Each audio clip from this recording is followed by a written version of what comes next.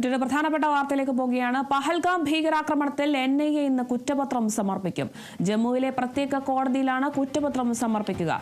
April 22-നായിരുന്നു ഭീകരാക്രമണം നടന്നത്. ആക്രമണത്തിൽ 26 പേർ കൊല്ലപ്പെട്ടു.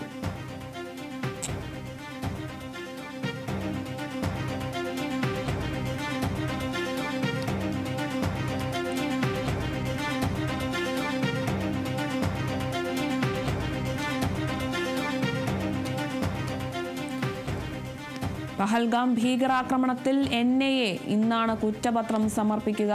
ജമ്മുവിലെ പ്രത്യേക കോടതിയിലായിരിക്കും കുറ്റപത്രം സമർപ്പിക്കുക. ഏപ്രിൽ 22-നായിരുന്നു രാജ്യത്തെ നടുക്കിയ ഭീകരാക്രമണം നടന്നത്. ആക്രമണത്തിൽ 26 വിനോദസഞ്ചാരികൾ ഉൾപ്പെടെ 26 പേരാണ് കൊല്ലപ്പെട്ടത്.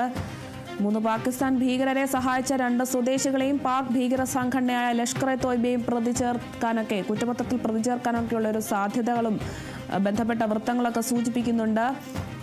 ഏപ്രിൽ 22-നായിരുന്നു രാജ്യത്തെ നടുക്കിയ ഒരു ഭീകരാക്രമണം നടന്നത്. ആക്രമണത്തിൽ വിനോദസഞ്ചാരികൾ ഉൾപ്പെടെ 26 പേരാണ് കൊല്ലപ്പെട്ടത്. പഹൽഗാം ഭീകരാക്രമണത്തിൽ NIA ഇന്നാണ് കുറ്റപത്രം സമർപ്പിക്കുക.